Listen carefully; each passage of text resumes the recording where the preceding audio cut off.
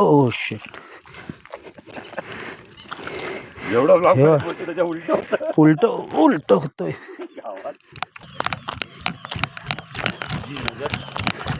Watch this काय दिसतंय तुला पहिला ते सांग आम्हाला. हे पिल्लू दिसलं. लिटिल प्लॅटिनकोल, जसं आपण मगाशी बोललो होतो की हे हा, हा, पाकिस्तानहून बर्ड मायग्रेट होतात, हो. त्याचंच हे पिल्लू. बरेचसे असे जागा आहेत की तिथं असं टन टन टन त्या दगड वाजवला तर तो वेगळा वाजेल. आणि इथूनच एक खालून गुफा होते, त्या गुफेतून तुम्ही तिकडं सूर्य मंदिर दिसतंय वरती टेकडावरती. गुफा बंद झाली आता, चिखलाने जाम झाली ती. शिलालेख आहे तर असं काही काही दिसतं 1000 वर्षापूर्वी बांधलेलं आहे असं. तर हे दगडांचे पण कमी कमी साईज व्हायला लागलेत, कोपरे तुटायला लागलेत, दगड चिरायला लागलेत. काही काळानंतर आपल्याला हे बघायला भेटेल की नाही ते माहीत नाही. ओम नमः शिवाय, ओम नमः शिवाय, ओम नमः शिवाय. तर मित्रांनो, जसं आपल्याला कमिटमेंट दिलेलं आहे की जेवल्यानंतर संध्याकाळी आपल्याला एक सरप्राईज दाखवणार आहे. आपण तिथे जात आहोत आणि मी आपल्याला फक्त एक हिंट देतो. एक देऊळ आहे आणि 5 वर्षानंतर पाण्याची पातळी कमी झाल्यानंतर तो देऊळ पाण्याच्या वरती आलेला आहे. आणि तो कोणता देऊळ आहे आता आपण अर्धा तासामध्ये तिथे पोहोचूया. तर मित्रांनो, अमोल आहे आपल्या बरोबर. अमोलचं इंट्रोडक्शन पूर्णपणे मी आपल्याला करून देईन. आधी आपण स्पॉटवरती पोहोचूया. कसं आहे ना की पाणी जेव्हा इथे जास्त असतो ना आणि देऊळ तो थोडा वरती येतो तेव्हा लोक आहे ना बोटीतून जातात तिथे दर्शन करायला. आणि आता असं आहे की पाणी खूपच कमी झालेलं आहे. तर आपण प्रयत्न करत आहोत की आपण कार तिथपर्यंत घेऊन जाऊया.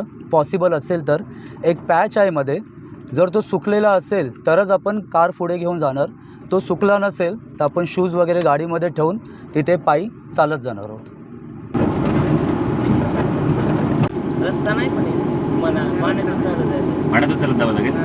आपण आता शूज काढले, कारण मी शूज घातलेला, चप्पल घातलं नाही आहे. आणि पुढे कसं चिखल आहे तर पाय पाण्यात जाऊ शकतो. तो ॲडव्हान्समध्येच कसं आहे की आपण पॅन्ट वगैरे आपलं फोल्ड करून घेऊया. आणि येताना खाली ते शिंपल्याचे तुकडे आहेत ना त्याच्यावर पाय देऊन, ते पाय देऊ नका त्याच्यावर, ते लक्ष देऊन यावं लागेल. हां लक्ष देऊन या. आणि इथे ना हे लागू शकतो पायामध्ये. आणि कसं मी चप्पल नाही घातलं आहे तर मला हे खूप सांभाळून चालावं लागणार आहे. हे चालतं ना मित्रांनो, हे बघा, हे असे पाय आहे ना, पायावर आतमध्ये- जास्त जोर देऊ नका, ते खाली हो. खाली खाली खाली जात राहिल तुम्ही. मी पण असं जागा बघून चालत आहे. तुम्ही बघू शकता असं पाय ठेवताना, हे बघा पाय बघा, हे असे आतमध्ये जातात आहे. हे बघा इथे असं लगेच आतमध्ये जातात आहे. कसं ना, शेवटी हे ते धरण आहे, धरणचं पाणी असतो. म्हणून बरं झालं मी कार पुढे न आणली. हे बघा पाय किती आतमध्ये जात आहे. पण कॉन्टेंटसाठी तेव्हा एवढं घुसलं पाय आतमध्ये. तिथे पाय धुऊया आपण, पण कॉन्टेंटसाठी आपण जायचंच आहे.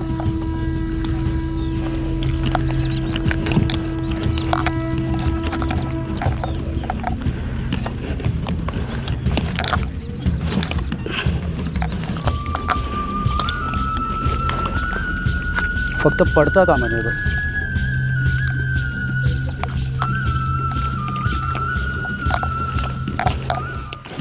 आपल्याला बोटीतून यायला साधारणपणे 3-3.5 तास लागले असते इथपर्यंत. अच्छा, हो, गाडीतून आपण एक 15 हा. मिनिटात तर पोचलो. हो.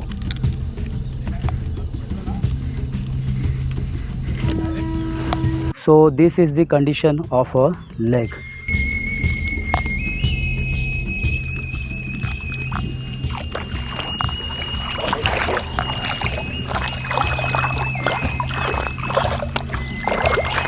व्यवस्थित धुवून घ्या, ते चिखल राहिला ना तर ते पायाला फोड येतील. हे जे आहे ना चिखल, हे कम्प्लिटली पायामधून काढणं नेसेसरी आहे. आता पायाला इन्फेक्शन किंवा खाज वगैरे उठू शकतो. मला वाटतं झालेलं आहे. आपलं जे आजचं टार्गेट होतं ते म्हणजे हे पळसनाथ टेम्पल आहे. आपण हे पाणी चिखल एवढं क्रॉस करून आलो तर हे बघण्यासाठी आलतो. तर हे जे टेम्पल आहे हे साधारण 800 ते 900 वर्ष पूर्ण झाली आत्ता याला.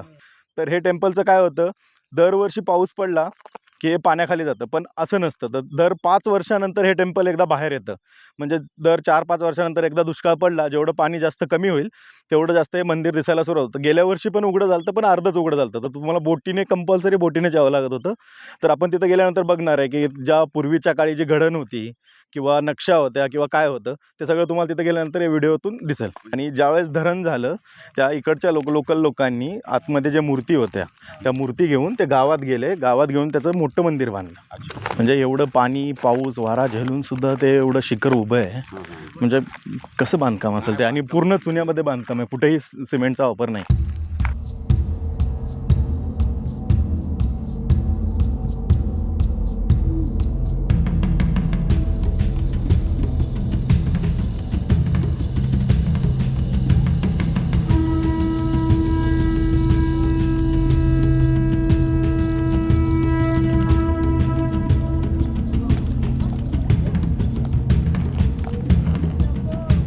जर बघा मी इथून स्टार्ट करीन ना तर इथून आपल्याला थोडं आत्ता पण ओलसर जो पाण्याचा असतो ना डागसारखं ते ओलसर आपल्याला वाटेल बघा हे सर्व.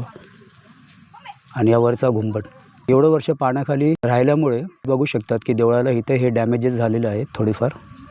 तर मित्रांनो हे पादुका आहे आणि एक्झॅक्टली पादुकाच्या समोर हा देवळाचा स्ट्रक्चर आहे.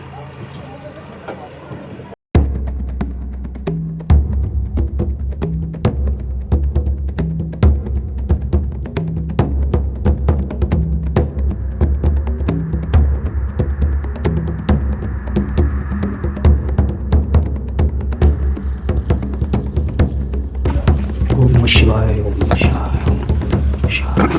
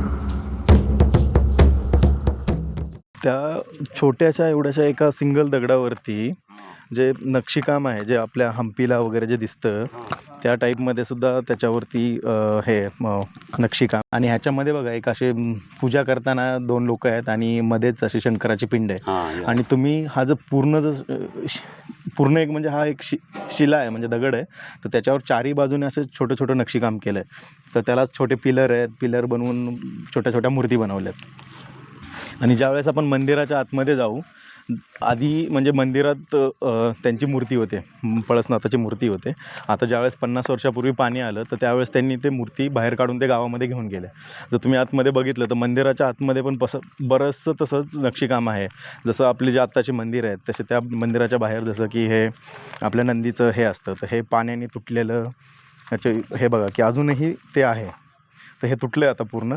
तर आता बाहेर आलं तर जसं हनुमानाची मूर्ती असते तशीच ही एक मूर्ती आहे. आणि हे पिलर बघितले तुम्ही तर ह्याच्यावरती तुम्ही जर दगडाने वाजवलं तर वेगवेगळे प्रकारचे असे वेगवेगळे आवाज येतात. अरे वा. तर बरेचसे असे जागा आहेत की तिथं असं टन त्या दगड वाजवला तर तो वेगळा वाजेल, वेगळा साऊंड येतोय. हां वेगळा साऊंड येतो एक. आणि आतमध्ये आलं तर आतमध्ये बघतोय आपण जसं वरती आपण मंदिराच्या आतमध्ये एंट्री करतो. पूर्वी काय होतं, आता मंदिराची अवस्था पाण्याने पडायला झाली आहे, तर हे कधीही पडू शकतं माहीत नाही, किंवा टिकेलही अजून बरेच काळ. पण ह्याच्या मंदिराच्या वरून पण एंट्री गाभाऱ्यात करता येते. हां म्हणजे वरून एंट्री गेट आहे, तुम्ही आतमध्ये येऊ शकता. आणि आतमध्ये आलं तर हा पूर्ण गाभारा आहे.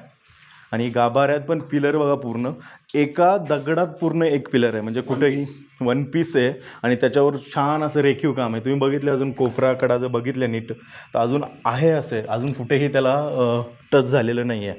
त्याच्यामुळं हे पूर्ण एक वन पीसमध्ये एक दगड असल्यामुळं ते अजूनही टिकून आहे. आणि पूर्ण जे बांधकाम आहे ते पूर्ण चुन्यामध्ये केलेलं बांधकाम आहे, असं कुठेही सिमेंट किंवा हे नाही आहे, दगड मांडून केलेलं आहे फक्त. आणि आता मंदिर उघडं झाल्यानंतर जे गावातली लोक आहेत ते इथं पूजा करतात, येतात जातात. तर हा मंदिराचा गाभारा आहे. तुम्ही अजूनही बराच वेळ इथं थांबला तो जसं शंकराच्या पिंडीवर एक थेंब थेंब थेंब थेंब पाणी पडतं, हो थेंब थेंब पाणी पडतं, तसं अजूनही कंटिन्युअस वरून पाणी पडत राहतं. मला आता पण आवाज येतो. हो आवाज येत आहे. बराच वेळ थांबला तर एक थेंब एक थेंब एक थेंब पडत राहील. ओलं सुद्धा आहे, तर ते कंटिन्युअस वरून पाणी पडत राहतं. जसं बाहेर मंदिराच्या बाहेर जसे दोन हे असतात राखणदार असतात देवाचे, तसे इथे पण हे दोन राखणदार आहेत. आणि पूर्ण ते एका वन पीस दगडामध्ये आहे, पूर्ण कोरी मंदिराचा पुढचा गाभारा जे टेक्चर आहे ते सगळं.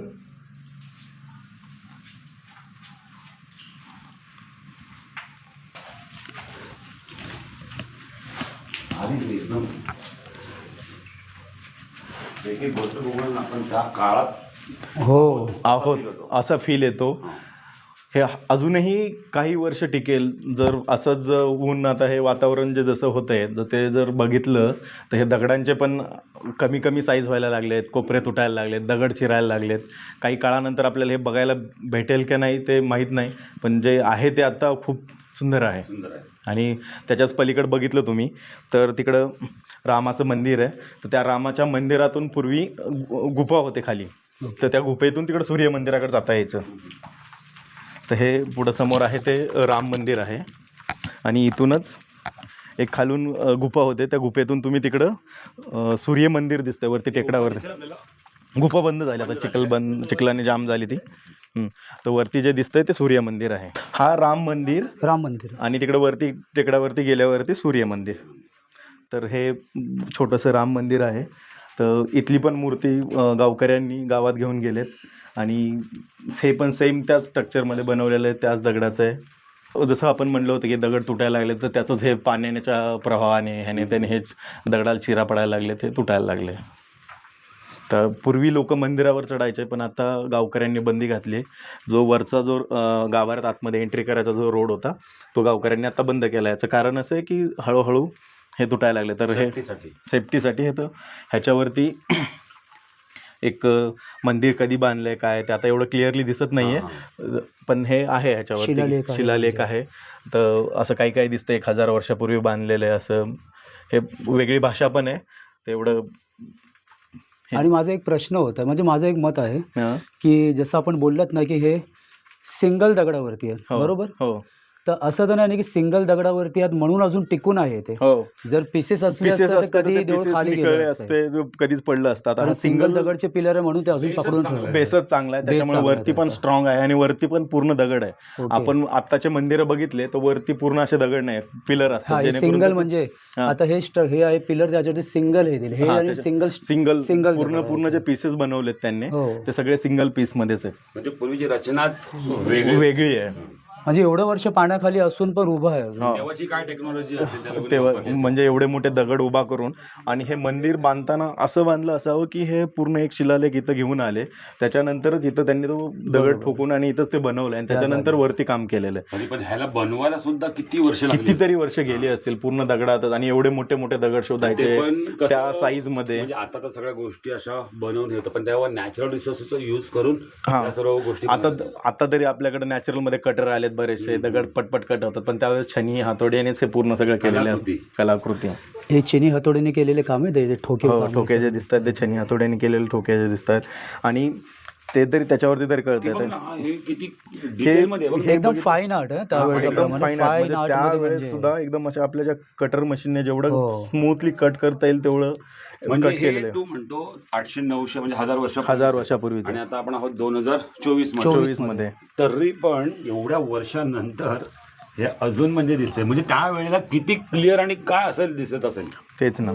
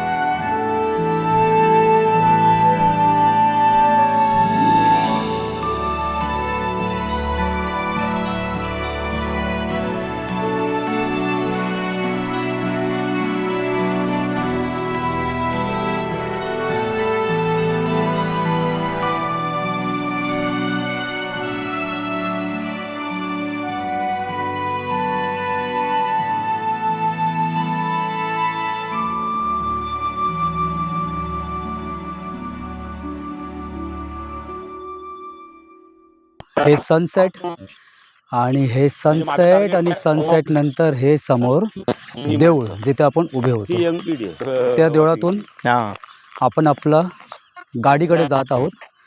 गाडी आपली खूप लांब उभी आहे. आता गाडी दिसत पण नाही म्हणजे एवढं लांब आहे. तर आपण फटाफट अगर काळोख होईल तर रस्ता समजणार नाही आणि चिखल आहे भरपूर. तर इथून फटाफटानं आपण आऊट होऊया. रवीला काहीतरी दिसलेलं आहे आणि आपण तिथे फटाफट जाऊया.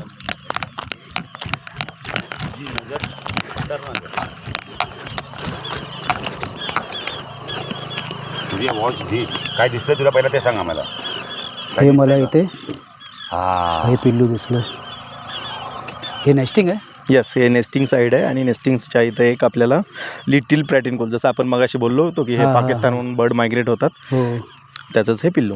चारी साईडला बघा ग्रीनरी आहे आणि सडनली मध्ये आपल्याला काय वाटेल की मड आहे, पण ह्या मडमध्ये बघा ह्यांची कशी नेस्टिंग होते. लपून बसलाय. हां, हे नेस्टिंग आहे आणि हा पिल्लू शांतपणे ह्याच्यात लपून बसलेला आहे. आम्ही जे बोलत आहोत ना पूर्णपणे ऐकत आहे, पण अजिबात बघा जराही मूवमेंट नाही आहे, काहीही मूवमेंट करत नाही आहे, शांतपणे आहे एकदम. आता मी जरा वरती उठतो आणि आपल्याला दाखवतो म्हणजे आपल्याला आयडिया येईल. हे लोक मला पण एक शॉट घ्यायचं. हे बघा आता आपल्याला दिसत आहे? नाही दिसत असणार. म्हणजे ह्या प्रकारे एकदम लपून हे यांची नेस्टिंग असते. काय हुशार असं समजाय पक्षी. पलीकडे आपण इथून जे दिसत आहे ना ते आपले निलांबरीकडे जायचं आहे, पण चिखलातून आलो तसंच पुन्हा आता पाय घुसता कामा नये. आणि याच्यावरून एक नोट करत जेवढं आपण फटाफट जाणार ना तर कसं की आपले पाय आतमध्ये नाही जात आणि जेव्हा आपण स्लो चालणार तर लगेच पाय आतमध्ये जाऊन बसतात. आम्ही फटाफट जातो. अरे गेला. रवीचा पाय पण गेला एवढं आणि माझा पण खूप पाय गेला. Oh shit.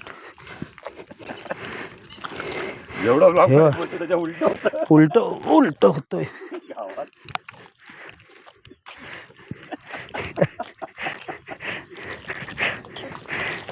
हसू पण येतो आणि हे भगवान, सूर्य जेवढा ब्लॉग मध्ये बोलतो ना त्याच्या उलट गेलो. इथं भरपूर आहे. एक सेकंड. काही शपथ आता पडलं असतं. काय करावं लागतं.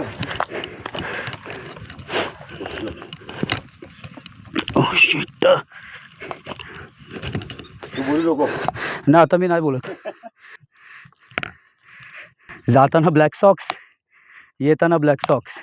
आपल्याला नदीजवळ जावं लागेल पाय धुवायला.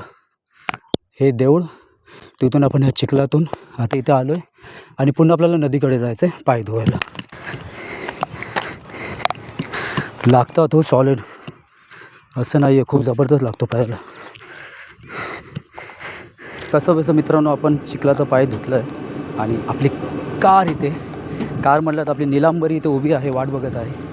आणि फटाफट निलांबरीमध्ये होऊया सवार आणि काळोख व्हायचा आतमध्ये आपण इथून बाहेर पडूया. भयानक गरम झाले. अरे पाण्याच्या कडेला जास्त गरम आहे.